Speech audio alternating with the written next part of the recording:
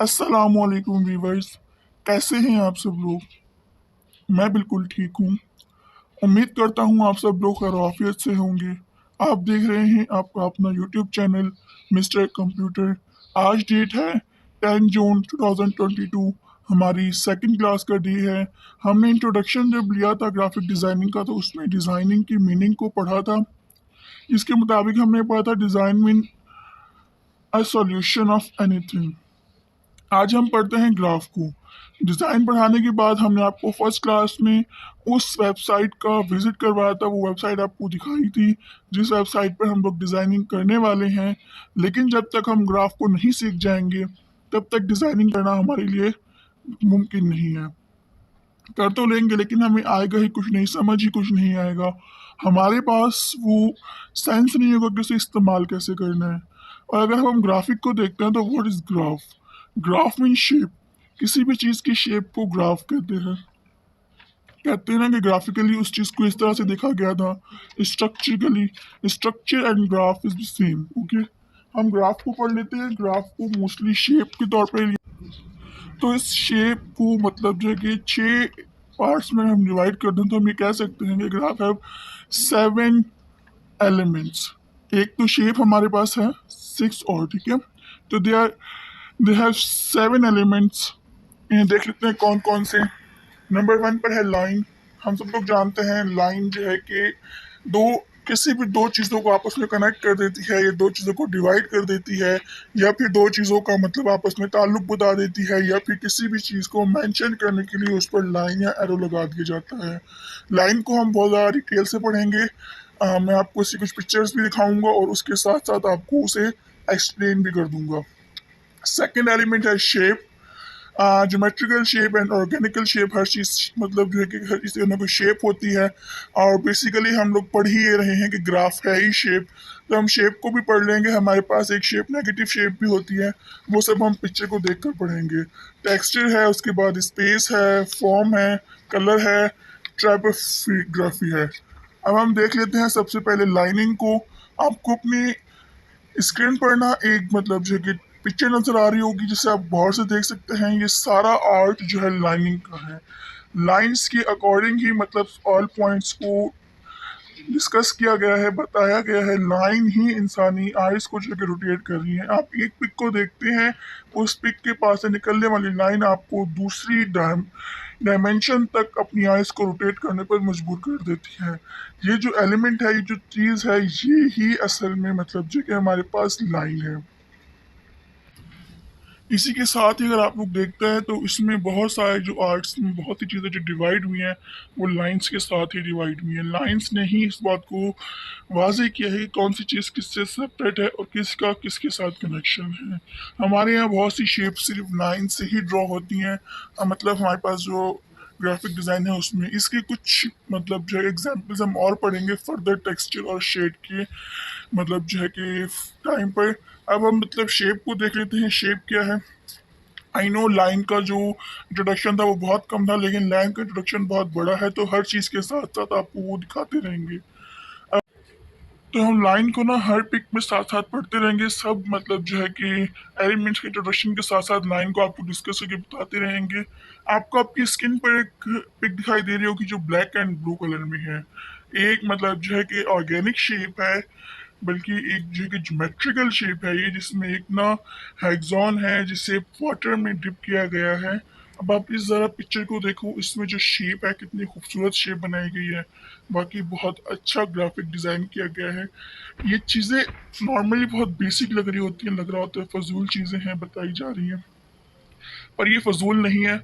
जब हम लोग डिज़ाइन बना रहे होते हैं तो ये चीज़ें हमारे जहन में ही नहीं आती कि हम कहाँ से लाइनिंग को इस्तेमाल करके डिज़ाइन ड्रॉ कर सकते हैं, कहाँ हम लोग ऑर्गेनिक शेप यूज़ कर सकते हैं, हम लोग जो है टेक्सचर दे सकते हैं। ये चीज़ें हमें समझ नहीं आती है। अब आप यहीं देखें कितनी प्यारी मतलब जो कि ग्राफिक की गई है।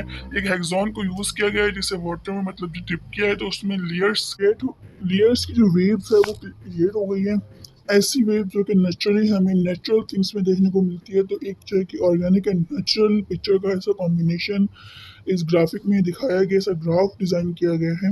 यानी कि बहुत ही अमेजिंग किस्म का ग्राफ है, मुझे पर्सनली बहुत पसंद है। इसी तरह की ग्राफिंग जो कि हमें नॉर्मली बहुत इजी लग रही होती है, हमें बहुत ज़्यादा मतलब बेमायने लग रही होती है जिसे दिखाया जाता है तो, लेकिन ये बारीक बारीक लाइंस जो है ना कि हमें बाद में समझ नहीं आ रही होती। जब हम ग्राफ बनाने लगते हैं ना तो हमें समझ नहीं आ रहा होता कि हम किस लाइन को यूज़ करके अपना ग्राफ तैयार कर सकते हैं। तो इस तरह की चीज़ें बहुत इंपॉर्टेंट है, ग्राफिक डिज़ाइनिंग करने से पहले इन चीज़ों को समझ लेना। अब हमारे पास एक पिक्चर है जो कि स्ट्रॉबेरी यानी कि नेचुरल शेप में है।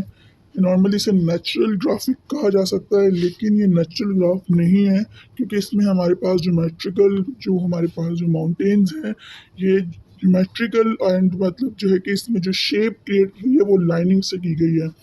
तो ये जो है कि हमारे पास कॉम्बिनेशन है लाइन्स, शेप का, ज्योमेट्रिकल का, ऑर्गेनिक का। ओके, अब इसमें हम यही बात कर सकते हैं, इसमें हमारे पास जो है कि शेप का सेकंड जो टेक्सचर है वो भी आया हुआ है। अगर आप देख सकते हैं तो हमारे पास इसमें जो है कि नेगेटिव शेप भी क्रिएट हो रही है। अब चलिए नेगेटिव शेप को हम यहाँ पर ज़रा क्लियर कर लेते हैं, अगर वहाँ समझ नहीं आया था आपको तो यहाँ देखें। हमारे पास एक पिक है जिसमें मतलब जो है कि पीटर एंड द वोल्फ लिखा हुआ है, ठीक है। अब जो है कि ये एक पिक्चर है, एक ग्राफ है, बहुत ही अमेजिंग ग्राफ है। इसमें हम जो है कि हमने पहले पढ़ा था कि शेप मतलब जो कि ज्योमेट्रिकल शेप होता है, ऑर्गेनिक शेप होता है, नेचुरल शेप होता है और नेगेटिव शेप होता है। नेगेटिव शेप वो शेप होता है जिसमें मतलब पिक्चर को बनाने के बाद जो इंटरनली स्पेस बचता है उससे बनने वाली शेप नेगेटिव शेप कहलाती है। आप फॉर एग्जांपल आपको हेक्सॉन बनाते हैं, उसे इंटरनली मतलब जो है कि फिल नहीं करते, एक्सटर्नली उसमें डिज़ाइन बनाते हैं और इंटरनली फ्री रहता है, तो उस फ्री जो पोर्शन है उसमें जो शेप बनेगी वो मतलब जो है कि नेगेटिव शेप कहलाएगी। जैसे कि हमारे पास वुल्फ के मतलब जो है कि स्पेस में पीटर का फेस बना हुआ है, ठीक है। क्लियर है यहाँ तक? इसी को मतलब जो है कि अगेन हम ये कह सकते हैं कि नेगेटिव शेप है। ये हमने तीन चीज़ों को मतलब पढ़ा है, तीन शेप्स पढ़ी हैं लास्ट में, जिसमें एक शेप मतलब जो है कि हेक्सॉन की थी जिसे वाटर में डिप किया हुआ था। दूसरी शेप जो थी वो मतलब एक स्ट्रॉबेरी की थी जिसमें तीन मतलब जो है कि एलिमेंट यूज हुए थे। फोर्थ जो थी वो मतलब नेगेटिव की थी। अब हम पढ़ने वाले हैं टेक्सचर को, ठीक है। टेक्सचर की मतलब टू टाइप होती है, image texture and pattern texture. हमारे सामने जो टेक्सचर है वो है पैटर्न टेक्सचर। ये एक ब्रांड का लोगो है, ब्रांड ब्रांड का पैटर्न है, सॉरी। इस पैटर्न को आप गौर से देख लें, ये एलबी का पैटर्न है। ये मतलब जो है कि ब्रांड के लिए ट्रेंड किया गया है। अब इनकी एक स्पेशल बात यह है कि ये अपने मतलब ब्रांड में, अपने प्रोडक्ट्स पे, प्रोडक्ट्स के इंटरनली, अपनी कार्स में, अपने मतलब जो है कि प्रोडक्ट बॉक्स में, आउटली हर जगह पर अपना ब्रांड का मतलब पैटर्न ही यूज़ करते हैं। काफ़ी लोगों को समझ नहीं आ रहा होता कि पैटर्न क्रिएट कर लिया तो वो लोग पूछ रहे होते हैं पैटर्न क्रिएट किया, इसे इस्तेमाल कहाँ करना है। तो देखिए इसे इस्तेमाल इसी तरह किया जाता है, पैटर्न मतलब ड्रॉ कर लें आप, एक बहुत यूनिक सा पैटर्न बन जाता है। इसी पैटर्न को भी हमारी जो कंपनीज हैं, हमारी जो मतलब फैक्ट्रीज हैं, अपनी प्रोडक्ट पर हर जगह इस्तेमाल कर रही होती हैं। और ये बहुत यूनिक लग रहा होता है कि एक मतलब जो है कि एनवलप की इंटरनली मतलब जो है एक पैटर्न आ रहा होता है जो कि ब्रांड का होता है। कार्स पर मतलब पैटर्न का छोटा सा शेप आ रहा होता है, वो ब्रांड का होता है। इनके मतलब एनवलप जो होते हैं, इनके जो हमारे पास कैटलॉग्स आते हैं उन पर कॉर्नर पर इन्हीं के मतलब जो है ब्रांड का पैटर्न आया होता है, तो बहुत यूनिक लग रहा होता है। अब हमारे सामने एक पैटर्न और है जो कि एक कंपनी का है, navy blue, sky blue and rust blue का तीन कलर्स को मिलाकर बनाया गया है। इसमें वाइट कलर को यूज़ किया गया है साथ, बहुत ही यूनिक सा पैटर्न है। अब आप देख सकते हैं इसी तरह सेम हर चीज़ पर ये पैटर्न यूज़ हो रहा होता है, एनवलप के अंदर यूज़ हो रहा है, कार्ड पर यूज़ हो रहा है, बिजनेस कार्ड पर यूज़ हो रहा है, इसके अलावा कैटलॉग में यूज़ हो रहा है, प्रोडक्ट्स में यूज़ हो रहा है, इनके ग्लासेस में यूज़ हो रहा है, हर चीज़ पर ये सेम पैटर्न हमारे पास यूज़ हो रहा है, जो कि आपको आपकी स्क्रीन पर स्काई ब्लू कलर का दिखाई दे रहा है। सेम इसी तरह लाइट सा पैटर्न हमारे पास कार्ड्स में है, ये भी एक कंपनी का लोगो है, कंपनी का पैटर्न है, जिसमें आप देख सकते हैं half white and light black black and grey colour की थीम है गोल्डन के साथ। बहुत ही खूबसूरत पैटर्न है, बिल्कुल लाइट लाइट। कोई पैटर्न इतना खास नहीं है, मतलब कुछ ज़्यादा खास किया हुआ नहीं है, लेकिन जो कलर्स का जो कॉम्बिनेशन है, जो कि इमेज हमारे पास एक टेक्सचर आ रहा है, बहुत ही प्यारा है। इस इसे भी मतलब जो है कि ब्रांड यूज़ कर रहा होता है अपने इनवॉल्व में, अपने प्रोडक्ट्स के ऊपर, ये बहुत खूबसूरत लग रहा होता है। ऐसा नहीं है कि आपने पूरा भर दिया है उसे पैटर्न से जब वो पैटर्न बना है, नहीं। बहुत यूनिक यूनिक चीज़ों को लेकर मतलब जो है कि बहुत लाइट सा पैटर्न भी आप बहुत अच्छे से यूज़ कर सकते हैं। हमारे सामने एक ब्लैक और वाइट की थीम है जिसमें ना ब्लैक जो है कि अगर इसे आप जूम करेंगे तो आपको दिखेगा ब्लैक कलर के पैटर्न में ना, ब्लैक वाले में ये देखें बारीक बारीक जो है ना कि डार्क ब्लैक कलर के बॉक्स बने हुए हैं, और वाइट वाले में भी हाफ वाइट में डार्क हाफ वाइट मतलब बोलोगे ना थोड़े डीप कलर के थीम बने हुए हैं। ये भी पैटर्न है, और ये पैटर्न भी कंपनी का पैटर्न है, बहुत खूबसूरत लगता है। इसके अलावा एक थीम हमारे सामने और पीच और वाइट कलर की है, सेम आप लोग देख सकते हैं। इसी तरह के लाइट लाइट कलर कॉम्बिनेशंस के साथ और इमेजेस के साथ पैटर्न बनाए जाते हैं, बहुत अच्छे से यूज होते हैं ये पैटर्न्स। इन पैटर्न्स को समझना बहुत ज़रूरी है। अब हम पढ़ लेते हैं स्पेस को। ये वो चीज़ें हैं जिन्हें बाज़ हम लोग कह रहे होते हैं कि कोई स्पेशल नहीं है, पैटर्न भी कोई स्पेशल नहीं लग रहा होता, लेकिन जब आप इस पैटर्न बनाते हैं ना तो आप इन चीज़ों को भूल जाते हैं। ड्रॉ करने के टाइम पर ये बातें याद ही नहीं आ रही होती कि किस तरह से इसे ड्रॉ किया गया था। इसलिए ये चीज़ें आपको बार बार दिखा रहे हैं, आपको रिमेंबर करवा रहे हैं कि किस तरह से पैटर्न को डिज़ाइन किया जाता है, किस तरह से हमारे पास टेक्सचर आता है, किस तरह से हमारे पास जो है कि शेप आती हैं और लाइन्स के क्या क्या यूजेस हैं। अब हम स्पेस की बात करते हैं, तो स्पेस को नॉर्मली हम लोग ज़्यादा स्पेशली ले नहीं रहे होते हैं। हम लोग कहते हैं स्पेस तो कुछ स्पेशल ही नहीं है, जबकि स्पेस बहुत स्पेशल चीज़ है, बहुत स्पेशल थिंग है। स्पेस के बगैर इस पर काम करना बहुत मुश्किल हो जाता है। अब जो है कि स्पेस क्या होता है, एक नेगेटिव स्पेस होता है और एक पॉजिटिव स्पेस होता है। नेगेटिव स्पेस हम सेम बात करेंगे, जो हमारे पास वाइट थीम बचती है वो हमारे पास नेगेटिव थीम बचती है। जो पिक्चर के हमारे जो हमारी जो ग्राफ है उसके अलावा जो हमारे पास पिक्चर बच रही होती है, वो मतलब जो स्पेस बचता है वो नेगेटिव स्पेस होता है। फॉर एग्जांपल हमारी पिक्चर में आप देख सकते हैं, स्ट्रॉबेरी वाली पिक्चर में सिर्फ स्ट्रॉबेरी छोटी सी मतलब वो एक लोगो बना दिया गया, उसके साइड में जितना भी स्पेस बचा हुआ है, बहुत ही सिंपल सी ग्राफ है लेकिन बहुत यूनिक है। ये जो हमारे पास वाइट स्पेस बचा हुआ है इसका नेगेटिव स्पेस। इसके अलावा हमारे पास सेम एग्जाम्पल आ गई पीटर एंड द वुल्फ की। इसमें हमारे पास वुल्फ के अलावा जितना भी वाइट स्पेस बचा हुआ है ना, जिसमें एक बहुत ही खूबसूरत सी पीटर की मतलब जो कि शेप बनी हुई है, ये भी मोस्टली स्पेस है। स्पेस बहुत ज़रूरी होता है, स्पेस के साथ ही पैटर्न दिखाई देता है, पैटर्न की नीटनेस दिखाई देती है। अब हमारे सामने एक पिक्चर है जिसमें वाइट कलर का मतलब जो है कि हमारे पास स्लाइड है, और उसमें कलर कॉम्बिनेशन दिखाया गया है। ये किसी पेंट बुक का मतलब जो है कि मतलब जो व्यू है पिक्चर है, इसमें आप देख सकते हैं वाइट स्पेस कितना खूबसूरत लग रहा था। हमारे पास नेक्स्ट थीम है जिसमें वाइट एंड मतलब जो है कि ब्राउन कलर है, थोड़ा सा रिडिश ब्राउन है। ब्लू की थीम देख लें आप। ब्लू, अच्छा ये नहीं है कि हमारे पास स्पेस वाइट ही हो, स्पेस किसी भी कलर का हो सकता है, लेकिन पिक्चर के अलावा पर जब वो स्पेस जो है वो नेगेटिव स्पेस कहलाता है, और नेगेटिव स्पेस के बगैर पिक्चर खूबसूरत नहीं लगती। पिक्चर के लिए मोस्ट इंपॉर्टेंट चीज़ है स्पेस, जो कि होना बहुत ज़रूरी है। हमें स्पेस को समझना पड़ेगा, लाइनिंग स्पेस को भी और नेगेटिव स्पेस को भी। इसके अलावा हम पढ़ लेते हैं फॉर्म को। फॉर्म जो कि थ्री डी ऑब्जेक्ट को कहते हैं या शेड को कहते हैं। ऐसी पिक्चर्स जिनमें डबल शेड आ रहा हो, या फिर थ्री डी पिक्चर्स। हमारे सामने बहुत सारी पिक्चर्स होती हैं, लेकिन जो थ्री डी पिक्चर्स हैं, जो शेड वाली पिक्चर्स हैं, उन्हें फॉर्म कहा जाता है। जैसे हमारे पास अभी एक पिक्चर हमारे सामने है जिसमें एक छोटी सी गर्ल और मतलब जो एक डॉग है, और कोई मतलब जो है स्नो वाला एरिया दिखाया हुआ है। नॉर्मल पिक्चर है, लेकिन आप लोग देख सकते हैं इसमें एक बहुत ही प्यारा सा शेड दिखाया गया है, जिसमें आप डॉगी की मतलब जो लेग्स को देख सकते हैं। गर्ल की आप कोट को देखें जिसमें डबल शेड यूज हो रहा है। इसके अलावा जो है कि स्नो से बना हुआ ये माउंटेन देखें जिसमें डबल शेड यूज हुआ है। इसके अलावा टार्च की लाइट देखें जिसमें डबल शेड यूज हुआ है। इसकी कैप भी देख सकते हैं आप डबल शेड के साथ। नॉर्मली बहुत ही स्मूथ और बहुत ही प्यारी दिखने वाली पिक्चर 3 से 4 शेड को मिलाकर बनाई गई है। ये ग्राफ बहुत ही अमेजिंग ग्राफ है। इस शेड को, इस टेक्निक को जो है कि फॉर्म कहते हैं। इस टेक्निक से बनने वाली पिक्चर्स को फॉर्म कहते हैं। और अगर आपको सारी चीज़ें इसमें समझ नहीं आती तो आपको इसकी बहुत सारी एग्जाम्पल और भी दिखा सकते हैं, बल्कि हम उसे डिस्कस करेंगे फर्दर और भी। पर इसमें मतलब जो कि आपके पास इतने सारे एग्जाम्पल्स है देखने के लिए। आप ये स्नो देख सकते हैं नीचे से, जिसमें डबल शेड है, जो कि डॉग की पाँव के पास है। गाय के ट्राउजर में डबल शेड है। इसके अलावा बॉटल में डबल शेड है। इसके अलावा हमारे पास आसमान और माउंटेन का जो कलर है वो डबल शेड में बना हुआ है, अगर आप गौर करें तो। इसे छोड़ते आगे चलते हैं। एक गर्ल जो कि सोफे पर बैठी हुई है।